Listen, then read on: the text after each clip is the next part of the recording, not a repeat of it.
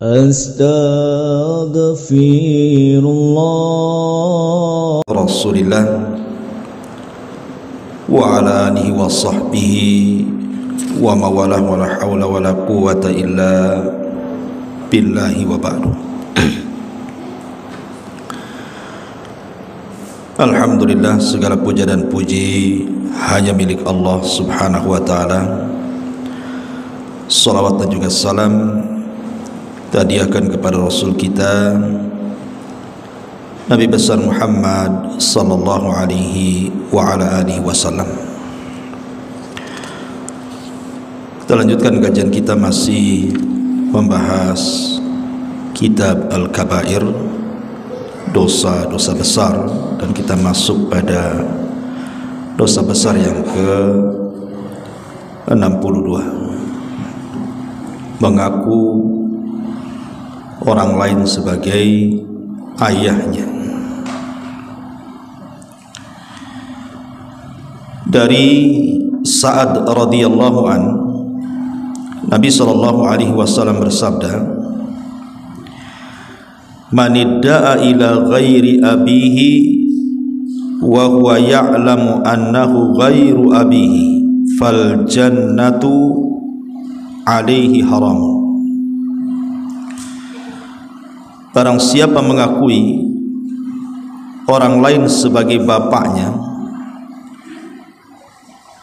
padahal ia tahu bahwa orang itu bukan bapaknya, maka surga diharamkan padanya. Ma'asyiral muslimat yang dimuliakan Allah subhanahu wa ta'ala, hadis daripada Sa'ad bin Abi Waqqas ini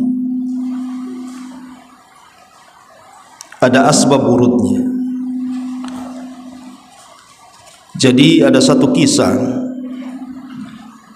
yang dikisahkan oleh seorang yang bernama Abu Uthman An-Nahdi, dan itu disebutkan dalam Sahih Muslim. Jadi Abu Uthman An-Nahdi radhiyallahu anhu mengatakan, ketika ada seorang namanya Ziyad. Ziyad ini anak kecil, diangkat oleh Muawiyah sebagai anaknya. Kemudian oleh Muawiyah ini nasabnya dijadikan nasab dia, Ziyad ibnu Abi Ziyad ibn Abi Sufyan ibn Harbin.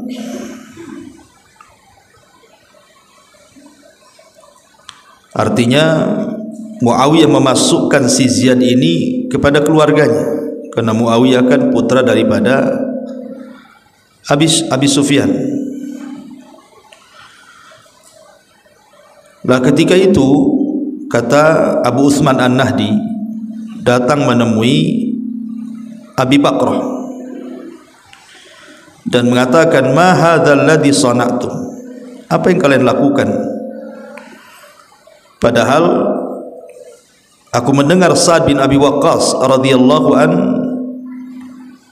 pernah mengatakan dari Nabi sallallahu alaihi wasallam, barang siapa yang mengakui orang lain sebagai bapaknya, padahal ia tahu bahwa itu bukan bapaknya, maka surga haram baginya.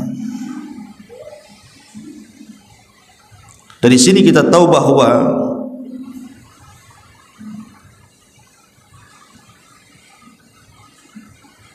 Abu Uthman An-Nahdi ini mengingkari kepada Abi Bakrah. Kenapa mengingkari kepada Abi Bakrah? Karena Ziyad ini saudaranya dari ibu, tapi dia membiarkan Muawiyah kemudian mengangkat anak Ziyad ini dan dinisbatkan kepada keluarga Abi Sufyan ibn Harb, keluarga dia. Maka kemudian diingatkan dengan hadis ini, tidak boleh seseorang itu menasabkan kepada orang lain yang bukan bapaknya. Bahkan ada satu kisah, ada sahabat namanya Zaid ibn Harithah. Zaid ibnu Harithah, anak angkat Nabi SAW. Zaid ibn Harithah ini dulu kabilahnya diserang ketika usia dia 8 tahun. Kemudian dia pun terkena tawanan, jadi budak. Kemudian oleh orang-orang pun dijual ke pasar. Kemudian dari pasar ke pasar, sampailah kemudian ke pasar Ukat. Pasar Ukat itu yang ada di kota Mekah zaman itu, di zaman Nabi, itu tempat jual beli budak. Jadi adalah saudara Khadijah bintu Khuwailid, istri Nabi SAW ketika itu belum menikah dengan Rasul. Jadi Khadijah belum menikah, itu punya saudara namanya Hakim ibn Hizam. Hakim ibn Hizam ini dengan istrinya main-main ke pasar Ukat, hendak membeli budak. Maka tertariklah dengan 4 anak-anak kecil. Lah salah satunya adalah Zaid ibn Harithah ini. Kemudian dibelilah oleh Hakim ibn Hizam ini.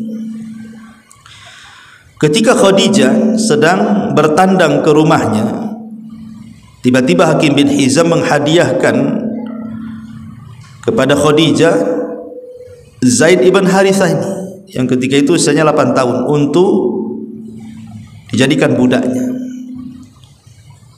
Maka dibawalah kemudian Zaid ini ke rumah Khadijah. Ketika Nabi SAW menikah dengan Khadijah, maka Khadijah kemudian menghadiahkan Zaid ibn Harithah ini kepada Nabi. Maka Nabi SAW sangat senang. Kemudian dimerdekakanlah Zaid ibn Harithah ini menjadi anak angkat Nabi SAW. Lah orang tua Zaid ibn Harithah ini, yang namanya Syarahbil, itu siapa namanya, ketika anaknya tahu diculik oleh musuh, maka dia mencari-cari ke sana kemari sampai dia menulis syair. Dan di zaman itu syair adalah media, mencari-cari anaknya ada di mana, keberadaannya di mana, nggak tahu. Maka dia mencoba menulis syair supaya tersebar beritanya. Kayak sekarang lah mungkin mencari anak hilang gitu.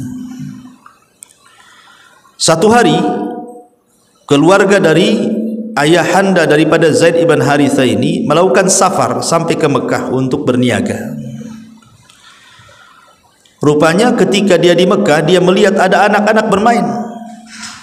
Terlihatlah Zaid ibn Harithah sedang bermain-main bersama anak-anak sebayanya di sekitar Mekah tuh.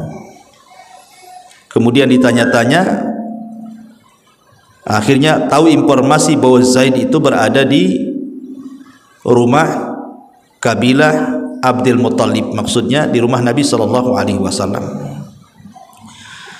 Tapi dia tidak bicara. Akhirnya dia pulang menceritakan kepada ayahnya tuh, Syarahbil tuh.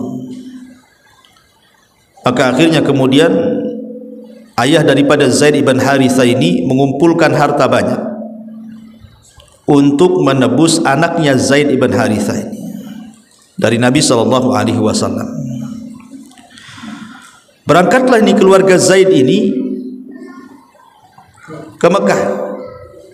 Kemudian berjumpa langsung dengan Nabi SAW. Ingat ketika ini belum diangkat jadi Nabi, Bu ya. Jadi di masa-masa Nabi SAW belum menjadi Nabi dan Rasul. Akhirnya keluarga Zaid ini, ayah ibunya kemudian hendak menebus Zaid. Kemudian datang kepada Nabi SAW kemudian mengingatkan soal keutamaan penduduk Mekah. Penduduk Mekah itu orangnya baik-baik, macam-macam lah ngerayu, supaya Nabi SAW mau mengembalikan anaknya si Zaid ini. Tapi kemudian Nabi SAW mengatakan kepada keluarga Zaid ini, sebentar dulu, saya akan panggil anaknya. Kemudian setelah dipanggil anaknya, dihadapkan dengan ibu bapaknya, kemudian Nabi SAW bertanya kepada Zaid untuk membuat pilihan, apakah engkau suka dengan kedua orang tuamu dan engkau pulang ke kabilahmu, atau engkau tetap di sini. Tiba-tiba kemudian, dan orang tuanya terus merayu Zaid supaya pulang. Tetapi di luar dugaan orang tuanya, tiba-tiba Zaid malah memilih Nabi SAW dan memilih tinggal bersama Nabi dan menolak untuk pulang bersama orang tuanya. Karena bahagianya Nabi SAW melihat Zaid ini rupanya lebih loyal kepada dia dibandingkan kepada orang tuanya. Maka Nabi SAW langsung kemudian mengumandangkan di hadapan orang-orang Quraisy dan mengatakan, Ishhadu anna Zaidan ibni, saksikan oleh kalian Zaid itu putraku, yarithuni wa arithuhu, dia berhak mewarisi hartaku dan aku berhak mewarisi hartanya. Ketika Nabi SAW ngomong begitu, maka apalah yang bisa dilakukan orang tuanya? Tapi minimalnya ayahnya, pamannya dan keluarganya merasa tenang. Artinya putranya betul-betul ada yang merawat. Orang baik Mekah, karena belum diangkat jadi nabi ketika itu. Kemudian mereka pun pulang. Lah ketika keluarga Zaid sudah pulang, maka Nabi SAW mengumumkan kembali bahwa Zaid itu putranya. Akhirnya kemudian Harithah ini, bapaknya Zaid ibn Harithah ibn Syarahbil, akhirnya kemudian diganti oleh Nabi SAW. Yang tadinya Zaid ibn Harithah ibn Syarahbil ini menjadi Zaid ibn Muhammad. Ingat, ini kejadian sebelum Islam, Bu, ya. Tetapi kemudian setelah datang Islam, maka Allah Subhanahu wa taala melarang, di mana orang-orang tua angkat itu mengambil anak angkat dan dinasabkan kepada bapak angkatnya. Turunlah surah Al-Ahzab ayat 5. Ud'uhum liabaihim wa aqsatu indallah fa illam ta'lamu aba'ahum fa ikhwanukum fid din. Serulah mereka anak-anak angkat itu, balikkan ke nasab bapak-bapaknya. Itu lebih adil bagi mereka di sisi Allah Subhanahu wa taala. Karena ma ja'alallahu adiyaakum abnaakum, Allah tidak menjadikan anak-anak angkat itu dinasabkan kepada bapak angkatnya, karena itu akan menyakiti bapaknya yang menjadikan sebab adanya anak itu. Dari sini kita tahu bahwa surah Al-Ahzab ayat 5 atau turunnya surah Al-Ahzab ini menegur Nabi SAW tidak boleh kemudian menasabkan anak angkat kepada bapak angkat itu. Dulunya tradisi jahiliyah boleh, tapi setelah datang Islam dihapuskan, tidak boleh. Maka sejak itu tidak ada yang boleh menasabkan atau mengaku orang lain sebagai bapaknya kemudian dinasabkan kepada orang lain. Maka ini juga pelajaran yang banyak terjadi di masyarakat. Terkadang saking cintanya orang tua kepada anak angkat itu, mungkin karena merawatnya dari bayi, Bu, ya, jadi terkadang sudah seperti anak kandung. Bahkan ada yang lebih daripada anak kandungnya. Karena saya pernah menyaksikan, Bu, Ada orang tua itu lebih mencintai anak angkatnya dibandingkan anak kandungnya sendiri, karena anak-anak kandungnya itu tidak ada yang berbakti, justru anak angkatnya pula yang berbakti. Akhirnya kemudian sama orang tuanya dinasabkan, itu anakku, sampai ke akte-akte dirubah semua. Tidak boleh, Bu, karena nanti akan merusak semuanya. Konsekuensinya itu akan merusak semuanya, Bu. Karena bagaimanapun yang namanya anak angkat itu berbeda dengan anak kandung dalam beberapa hukum. Satu, terkait dengan mahram. Nanti kalau seandainya anak angkat dinasabkan kepada bapak angkatnya, dikesankan sebagai anak kandung, maka samar soal kemahraman nanti. Padahal jelas dia bukan mahram. Jadi kesannya memanipulasi mahram di sini. Dan nanti kalau seandainya sudah besar, anak ini tidak tahu kalau dia itu sebenarnya anak angkat, sehingga dia akan bermuamalah layaknya anak kandung. Boleh jadi dia membuka aurat, kemudian bersalaman, dan begitu seterusnya kan gitu. Sepertinya seperti kedekatan anak kandung dengan bapak kandungnya, dan ini kan bermasalah, kan melahirkan banyak dosa. Kemudian yang kedua, waris. Anak angkat itu tidak dapat waris. Kalau seandainya kemudian anak angkat ini dinasabkan kepada bapak angkatnya, dikesankan di anak kandungnya, akan mendolimi ahli waris yang lainnya. Karena dia tidak dapat waris, ya dapat hadiah, bolehlah hibah atau wasiat, tapi waris tidak bisa. Kemudian yang ketiga, perwalian. Anak angkat itu tidak bisa, kalau dia anak perempuan, tidak bisa ayah angkatnya menjadi walinya. Tak bisa anak angkat yang wanita dinikahkan oleh bapak angkatnya, tidak bisa, karena itu bukan walinya. Karena saya pernah menghadiri acara pernikahan, Bu. Lah kebetulan waktu itu ada yang mengingatkan, karena kan sudah dirubah semua kakaknya itu. Yang anak perempuan itu sudah nasabkan kepada bapaknya, dan itu anak satu-satunya.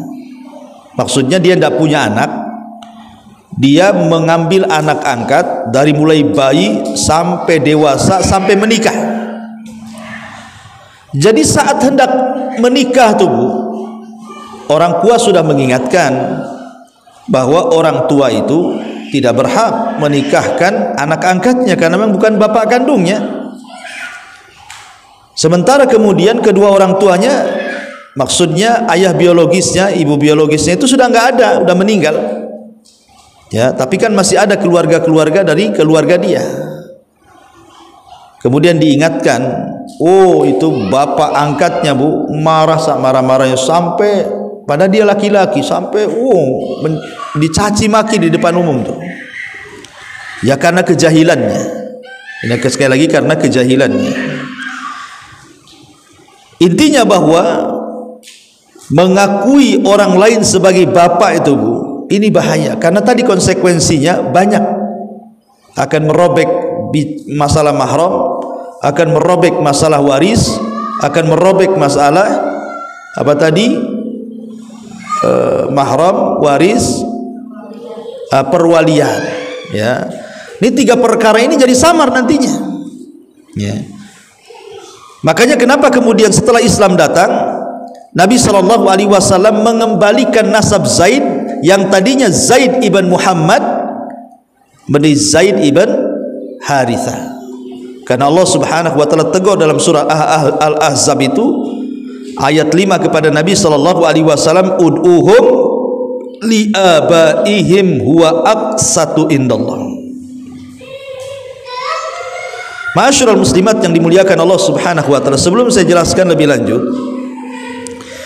masalah nasab itu, Bu, dalam Islam itu ini tidak bisa kita remehkan. Masalah nasab ini tidak bisa diremehkan. Karena kalau bicara tentang ilmu nasab ini ilmu yang mulia.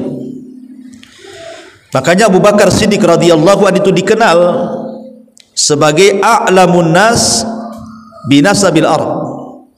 Jadi Abu Bakar itu sampai dikenal orang yang paling paham dengan nasabnya Arab. Jadi orang yang paling paham dengan nasabnya. Jadi kalau ada orang yang berselisih soal nasab di zaman itu, maka mereka akan datang kepada Abu Bakar Siddiq radhiyallahu anhu untuk bertanya soal nasab-nasab mereka, karena Abu Bakar itu orang yang paling paham dengan nasab Arab. Kemudian kenapa ilmu nasab juga penting sekali? Karena dikhawatirkan, Bu, dikhawatirkan ada nasab-nasab itu yang dianggap mulia di tengah-tengah Nabi, di tengah-tengah umat. Ada nasab-nasab itu yang mulia di tengah-tengah masyarakat, seperti umpamanya nasabnya Nabi. Nasabnya Nabi, kalau seandainya tidak dijelaskan ilmu nasab ini, nanti banyak orang yang mengaku nasabnya sampai kepada Nabi, tentu dengan tujuan untuk syuhrah, supaya mendapatkan popularitas gitu ya, kemudian juga dihargai, dimuliakan, padahal dia tidak ada jalur nasab ke sana. Tapi dengan adanya ilmu nasab, tidak bisa orang main ngaku-ngaku nasab keturunan Nabi itu.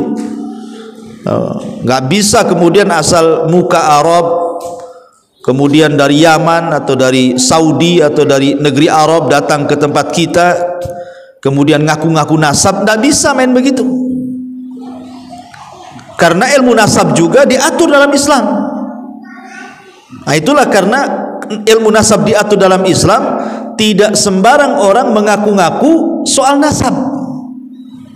Oh, saya keturunan Habib, keturunan Syarifah. Tidak bisa kecuali ada bukti. Ada bukti enggak Anda ini bahwa Anda ini adalah memang keturunan Nabi SAW, entah dengan pengakuan badan resmi yang memang sudah diakui bahwa badan itu menampung nasab-nasab yang memang sampai kepada Nabi SAW, atau memang masyhur mungkin di Timur Tengah, di Yaman atau di Saudi gitu kan, kabilah-kabilah tertentu itu masyhur di tengah-tengah masyarakat bahwa memang kabilah itu tersambung kepada keturunan Nabi SAW. Tapi kalau tidak ada bukti, itu hanya ngaku-ngaku saja Anda keturunan Nabi itu, hanya mencari popularitas, mencari dunia ya, dan juga karena hawa nafsu saja. Makanya kenapa dalam Islam itu saya ulangi, ilmu nasab itu penting sekali ya, supaya jangan main ngaku-ngaku saya turunan si Anu, turunan si Fulan, turunan si Alan gitu kan. Nah, itulah fungsinya kita mengenal nasab itu ya.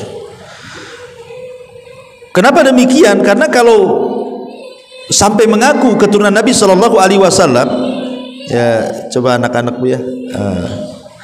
Jadi kalau seandainya orang yang hanya mengaku-ngaku keturunan Nabi SAW, konsekuensinya banyak. Seperti umpamanya sedekah dilarang, tidak boleh diberikan kepada keluarga Nabi SAW.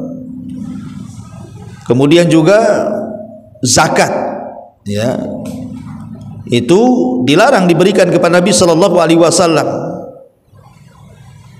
Zakat maksudnya yang sedekah-sedekah wajib ya, zakat, kemudian kafarah ya, itu tidak boleh diberikan kepada keluarga Nabi, kecuali kalau sedekah-sedekah yang sunnah, yang umum seperti hadiah ya, ataupun ya bukan yang wajib lah istilahnya ya. Artinya nanti akan ke situ tuh sampainya tuh kalau orang ngaku keluarga Nabi itu. Sedemikian pentingnya dalam Islam itu bicara soal nasab. Baik, kita kembali ke tema. Jadi di antara dosa besar ini mengakui orang lain sebagai bapaknya, sampai-sampai Rasul mengatakan barang siapa mengakui orang lain sebagai ayahnya padahal dia tahu bahwa orang tersebut bukan ayahnya, maka surga diharamkan padanya. Lihat, Allah Subhanahu wa taala mengancam sorga loh diharamkan kepadanya. Menunjukkan apa? Ini bukan dosa kecil, dosa besar. Ya. Dan ini banyak di masyarakat. Banyak di masyarakat. Kecuali kalau memang tidak tahu hukumnya. Ini kan di sini Nabi SAW menyandarkan dengan kalimat wa huwa ya'lam. Sementara dia tidak tahu, mungkin karena jahil, dia ambil anak angkat, dirubah aktenya, kemudian dinasabkan kepada dia, kemudian dia ngaku-ngaku itu anak saya, dan anak itu pula sudah besar ngaku-ngaku bapaknya si anu, padahal bukan.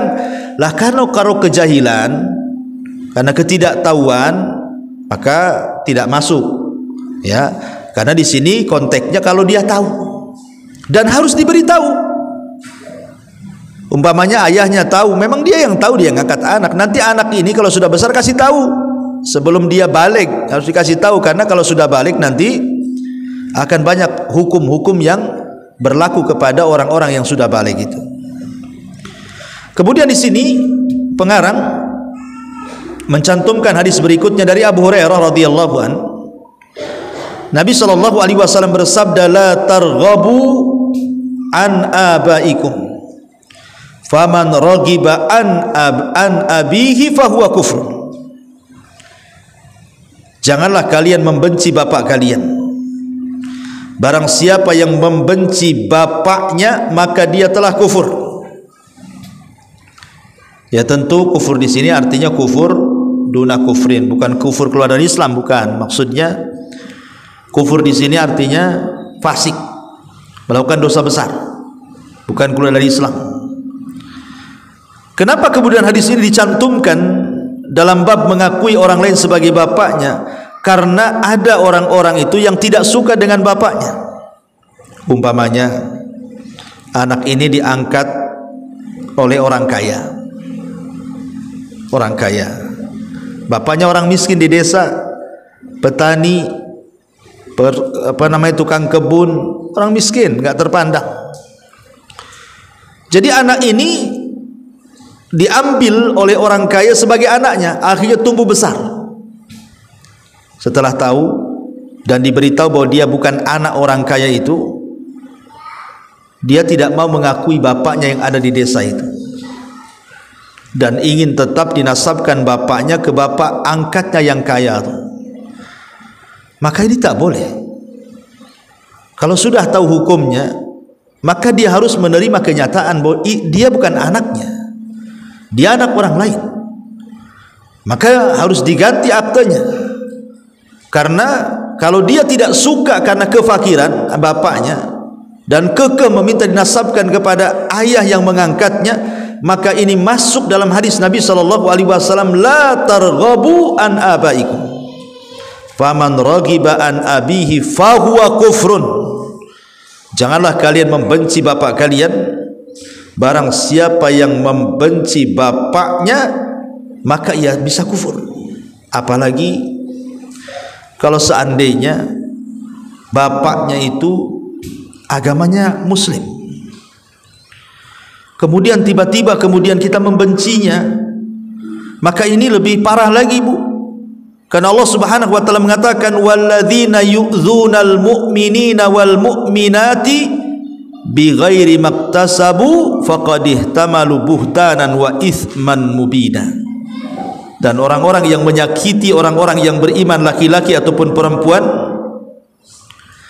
bighairi maktasabu, tanpa ada alasan yang benar, maka mereka sudah melakukan perbuatan yang mungkar dan perbuatan dosa yang nyata.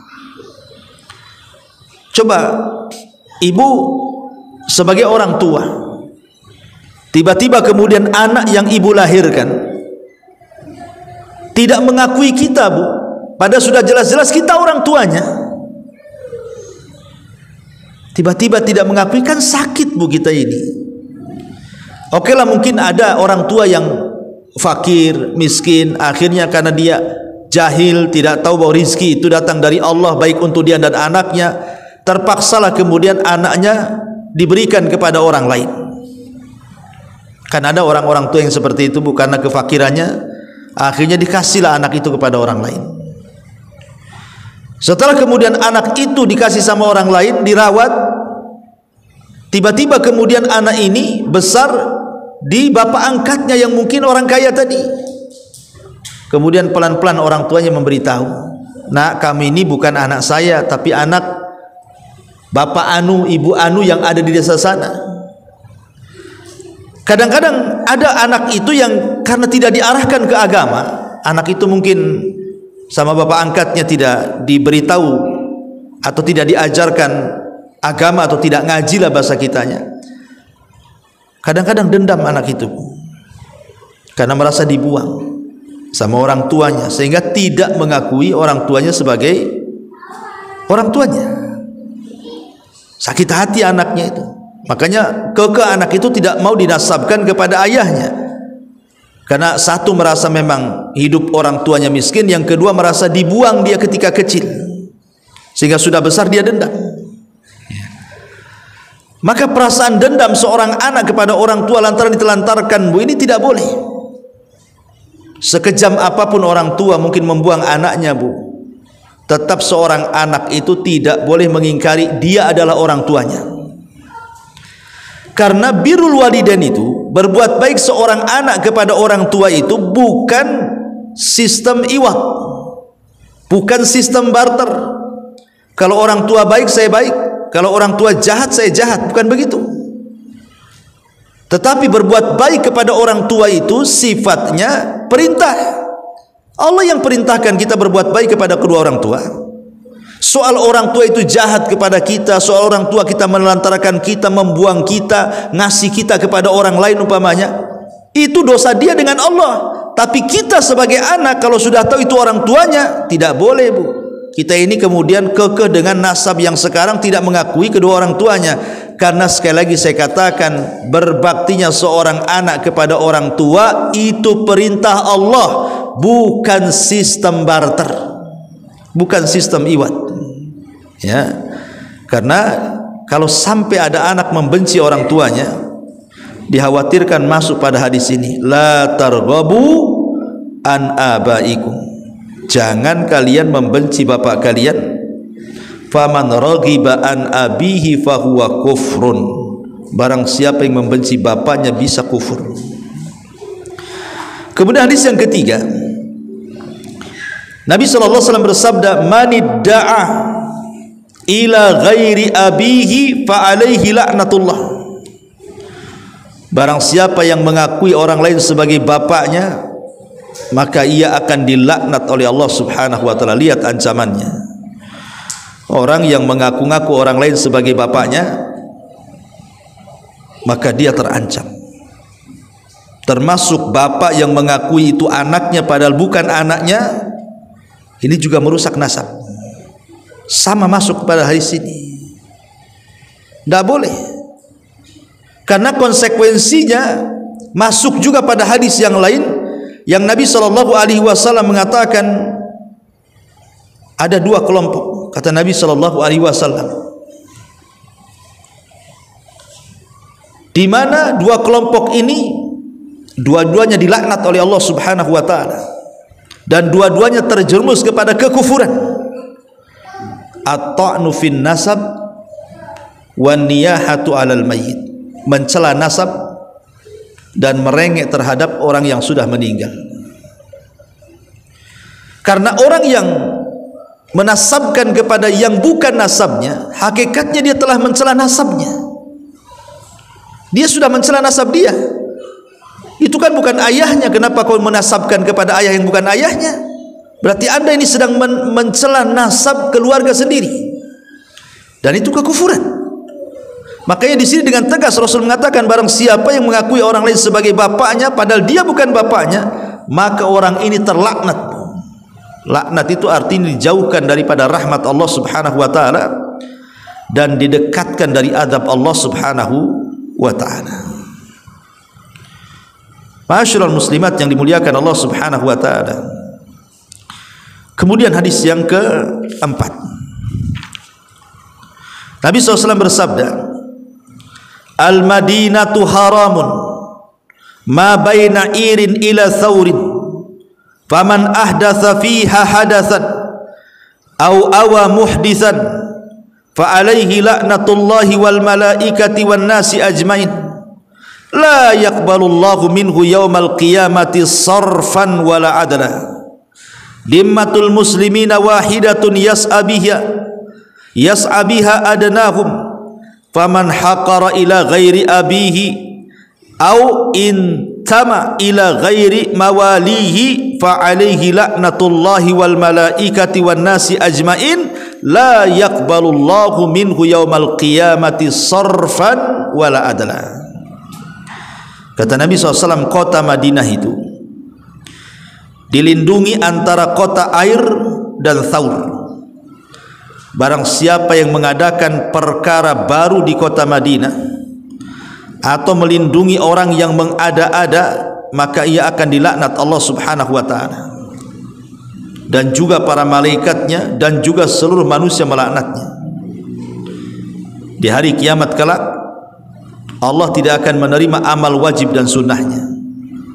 Artinya orang yang melakukan kejahatan di kota Madinah, di kota Nabi, di kota hijrahnya Nabi, kota Madinah ma'ruf, maka orang-orang yang melakukan kejahatan di kota Madinah diancam di sini, dilaknat oleh malaikat, dilaknat oleh Allah, dilaknat oleh malaikat, dilaknat oleh semua manusia. Amalan wajib dan sunnahnya tidak diterima. Itulah keutamaan dan keagungan kota Madinah, kan itu kota Nabi, kota hijrahnya Nabi SAW.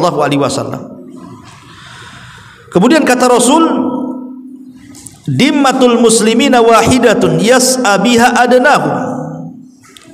Kehormatan kaum muslimin itu satu, dan itu berlaku dengan orang yang paling rendah di antara mereka. Maka barang siapa yang melecehkan seorang muslim, ia akan dilaknat oleh Allah Subhanahu wa ta'ala, para malaikat, dan seluruh manusia. Dan pada hari kiamat kelak Allah tidak akan menerima awal wajib dan sunnahnya. Dan barang siapa, di sini syahidnya, barang siapa yang mengaku orang lain sebagai bapaknya, atau seorang budak bersikap loyal kepada selain tuannya, maka ia akan dilaknat Allah, dilaknat malaikatnya, bahkan dilaknat oleh seluruh manusia. Pada hari kiamat amal wajib dan sunnahnya ditolak. Lihat ancamannya, ngeri ancamannya ini ya. Tidak bisa sembarang-sembarang kemudian kita menasab-nasabkan yang bukan nasab ke dalam nasab yang bukan nasabnya. Termasuk juga gambarannya tadi sudah saya sebutkan ya, seperti mengangkat anak ya, itu jelas ya, masuk pada hadis yang kita baca ini semuanya. Ataupun karena tidak suka dengan ayahnya, tidak suka dengan ayahnya, akhirnya dia pun mencari nasab ayah orang lain.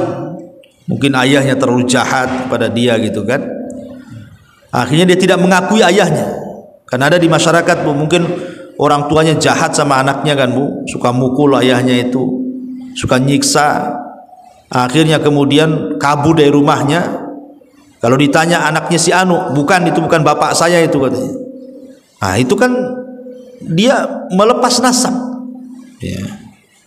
Nah, itu juga walaupun sejahat-jahatnya orang tua tidak boleh kemudian lari dari nasabnya, karena keberadaan kita itu karena, kalau bukan karena Allah kemudian bapak kita, nggak ada kita ini di dunia ini. Mana ada gitu di dunia ini ya. Termasuk juga umpamanya untuk administrasi, walaupun administrasi tidak boleh. Umpamanya Bu, ibu orang Padang, Jawa, atau orang manalah hijrah ke Batam, bodong, tidak punya pekerjaan. Akhirnya kemudian ingin dimasukkan pekerjaan di Batam, tapi syaratnya ibu harus punya kakak Batam, KTP Batam membayangkan.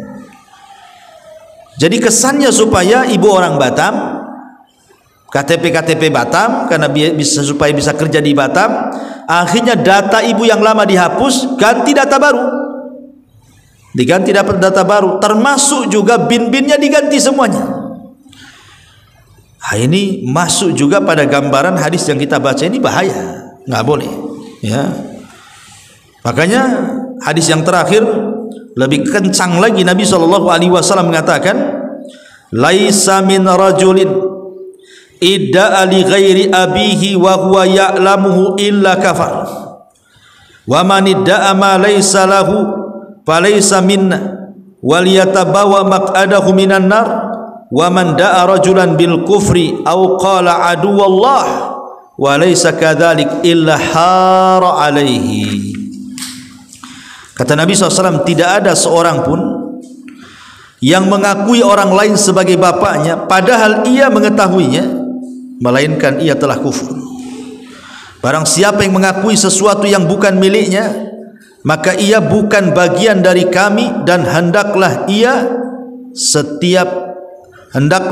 siap-siap untuk menempati tempat duduk di neraka.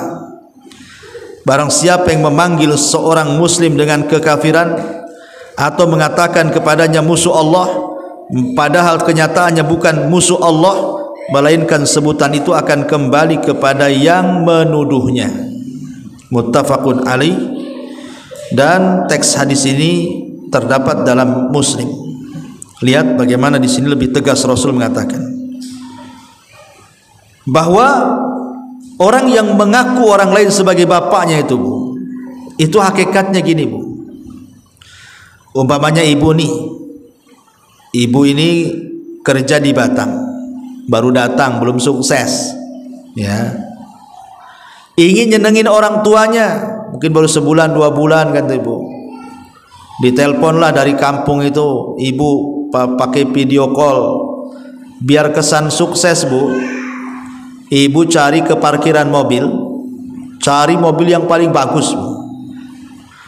Kemudian ibu video call di depan mobil yang paling bagus, CR-V yang paling mahal tuh. Sambil video call sama orang-orang kampung tuh. Lihat aku baru 2 bulan di sini loh. Lihat aku sudah punya mobil. Padahal mobil parkir, Bu. Ya. Ya orang kampung ya seneng lah kan gitu. Seolah-olah betul aja itu mobil ibu kan. Sekali ibu waktu selfie ngaku-ngaku, Bu, rupanya yang punya mobil ada di dalam mobil, Bu. Keluar itu. Kira-kira yang punya mobil tuh marah nggak mobilnya diaku ibu tuh? Marah lah. Mau siapa ibu ini kok ngaku-ngaku mobil saya, katanya. Seperti itulah gambarannya, Bu. Kalau seandainya saya sebagai orang tua kemudian punya anak, tiba-tiba anak ini nggak ngakui saya sebagai ayahnya dan dia mengakui orang lain sebagai ayahnya, itu juga kurang lebih seperti itu, Bu. Ya. Makanya di sini Nabi SAW ingin ingatkan tuh, ya, jangan sembarangan dalam bab ini, karena ini sudah banyak peristiwa di masyarakat seperti ini. Mengakui yang bukan barangnya diancam juga di sini. Lihat bagaimana kalimat kedua, manidda'a ma laysa lahu falaysa minna wal yatabawa maq'adahu minan nar. Barang siapa yang mengakui sesuatu yang bukan miliknya dianggap miliknya, siap-siap tempat duduknya di neraka, Bu. Ibu video call di rumah yang bagus, pada rumah orang tuh, Bu. Nah, kemudian ngomong ini rumah saya, ini rumah saya. Lagi video call ada anjingnya pula di situ, Bu. Ya, digonggongnya ibu. Berarti bukan milik ibu tuh. Jadi ada orang-orang yang seperti ini terancam nih. Dia bukan umat Nabi Shallallahu Alaihi Wasallam, kata Rasul. Ataupun mengatakan kepada saudaranya kafir, mubtadi, sesat, musuh Allah, fasik, atau apalah, pokoknya ngelontar-lontar kalimat yang gak bagus. Atau maaf, kadang-kadang di masyarakat itu menyebut orang lain dengan sebutan binatang, dasar anjing, dasar babi, dasar buaya, dasar apa, Bu. Hati-hati itu laknat itu. Itu kalau tidak ada pada orang yang kita sebut seperti itu balik ke kita, Bu. Makanya kita katakan setan itu sebenarnya setannya kita tuh. Balik ke kita, Bu. Ya. Buaya. Sebenarnya buaya itu kita yang buaya. Kalau tidak ada sifat itu pada orang yang kita celah, apalagi sampai tingkat kemudian mengatakan kafir. Ini kan bahaya lagi, karena kafir ini sama dengan mengeluarkan orang dari neraka. Mengeluarkan orang dari sorga dan masukkan orang ke neraka itu kalau sudah dibilang kafir itu. Orang kafir kekal di neraka kan. Makanya jangan sembarangan, ya, lisan itu dijaga. Nah, inti daripada pembahasan di sini bahwa tidak boleh seseorang itu mengakui orang lain sebagai bapaknya dengan cara apapun. Entah ngaku-ngaku turunan Nabi, ya entah karena tujuannya ingin pekerjaan, entah karena terlampau sayang karena sudah diangkat jadi anak, entah apa yang sudah saya jelaskan.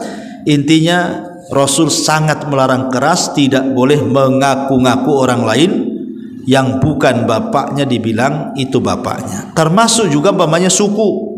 Ini juga masuk ke kesukuan gitu kan. Umpamanya kan di daerah-daerah tertentu itu kan ada yang berbangga-bangga dengan suku kayak suku Batak atau Padang atau Sunda atau apa kan, biasanya di dalam daerah itu kan mesti ada ini dari suku ini. Nanti ada tuh dinasabkan ke, kalau orang-orang Batak itu biasanya kan, oh ini Nasution, oh ini apa namanya, nggak paham lah saya orang sana kan. Tapi saya pernah bicara dengan orang mereka, rupanya marga-marga itu ada tingkatan-tingkatannya tuh di Batak itu ya. Saudara-saudara kita di Batak itu ada marga-marga itu ada tingkatan-tingkatannya tuh. Lah, kalau menurut hukum Islam tidak boleh kita ini menasabkan yang bukan marganya ke marganya. Itu maksudnya. Nah, kalau di Arab itu namanya kabilah, menasabkan yang bukan kabilah seolah-olah dia bagian dari kabilah itu. Nah, itu pun masuk, tidak boleh. Ya. Jadi hal-hal yang seperti ini bisa dinasihatkan ke masyarakat, ibu yang sudah tahu ilmunya, bahwa mengaku-ngaku orang yang lain sebagai orang tuanya itu bagian daripada dosa besar. Wallahu a'lam bishawab. Ini yang bisa saya sampaikan. Taib, sebelum saya tutup, silakan kalau ingin bertanya.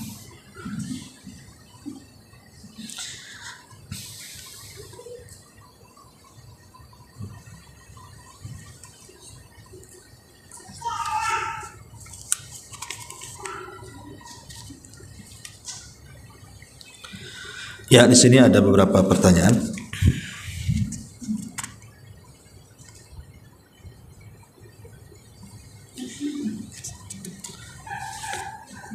Assalamualaikum warahmatullahi wabarakatuh. Waalaikumsalam warahmatullahi wabarakatuh. Apa yang dimaksud dengan muttafaqu alaih? Ya, muttafaq alaih itu maksudnya disepakati Bukhari dan Muslim. Kan ada hadis yang diriwayatkan Bukhari saja, ada hadis yang diriwayatkan Muslim saja. Kalau sudah muttafaq alaihi berarti disepakati dua-duanya, Bukhari dan Muslim. Wallahu a'lam. Kemudian yang kedua, jika ada anak angkat sampai dewasa dirawat oleh ayah angkatnya dan dicari asal usul keluarganya tidak ketemu, bagaimana menyampaikan kepada anak tersebut tentang asal usulnya? Apakah laki-laki dan anaknya ini laki-laki dan saat itu sudah berumur 20 tahun, dia masih menyangka ayah asuhnya itu adalah ayah kandungnya? Ya, jelaskan. Oh, saya bukan ayah kandungmu, tapi walaupun demikian saya tetap menyayangimu seperti anak kandungku. Begitu ya, supaya anak itu tidak kecil hati. Tapi harus jelas, karena nanti kalau seandainya ayah asuhnya itu punya anak perempuan, itu bisa nikah, Bu. Anak angkat dengan anak kandung itu bisa nikah, karena tidak ada hubungan mahram, tidak ada hubungan waris, tidak ada hubungan wali. Kalau seandainya kemudian tidak dijelaskan, dia hidup satu rumah umpamanya dengan anak kandung bapak asuhnya yang perempuan umpamanya, kan hari-hari umpamanya bapaknya nggak ada, berdualah anak ini, satu anak angkat, satu anak kandung, laki-laki satunya, perempuan satunya, tidak tahu kalau itu sebenarnya bukan saudara kandung. Berarti hari-hari ikhtilat lah, Bu. Dan tidak boleh ikhtilat itu dalam Islam, apalagi sudah balik. Kalau masih anak-anak ya mungkin lah, supaya dia bisa menjaga. Kalau perempuan menjaga auratnya, kalau laki-laki pun ya dia tidak harus ada sifat malu dalam rumah gitu, kapan dia masuk ya, kapan dia keluar, dan begitu seterusnya. Kalau memang Allah Subhanahu wa ta'ala takdirkan orang tuanya, ya bilang aja sudah cari orang tuanya nggak ketemu, ya ngomong aja lah.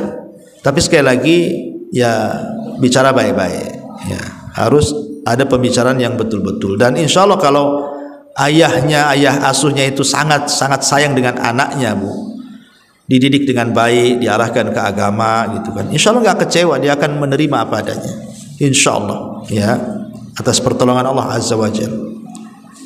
Kecuali kalau orang tuanya jahat dan begitu seterusnya, ya wallahu a'lam. Ya, al jaza min jinsil amal. Baik, kemudian pertanyaan kedua,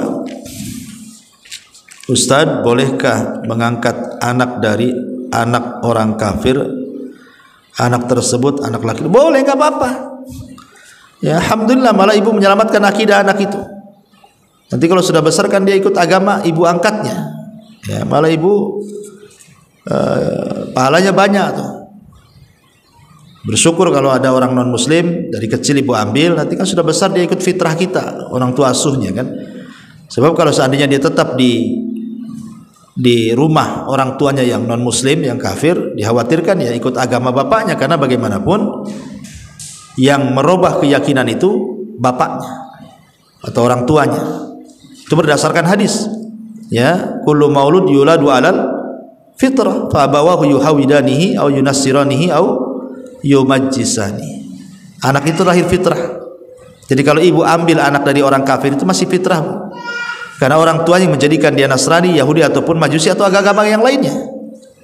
Ya, jadi kalau sejak kecil ya dia ikut fitrahnya Islam. Ya. Wallahu a'lam.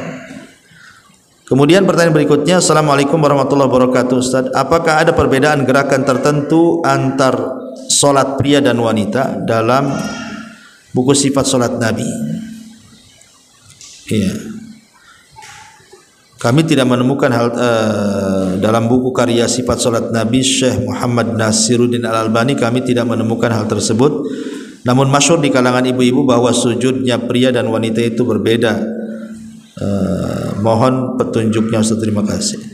Nggak ada bedanya. Gerakan wanita dengan laki-laki itu sama, kecuali kalau memang ada yang dibedakan, seperti saf imam wanita dengan laki-laki. Itu dibedakan. Kalau laki-laki kan maju, Bu, ya. Kalau di perempuan itu jadi imam, dia sejajar di saf pertama. Sejajar di saf pertama. Kenapa? Supaya ketika dia ruku atau sujud tidak nampak lekukan-lekukan badannya dan nampak dari belakang, karena bagaimanapun tubuh wanita itu penuh dengan fitnah dan aurat. Makanya kemudian imam bagi wanita itu diletakkan di saf pertama di tengah-tengahnya. Kalau laki-laki kan maju ke depan, ya.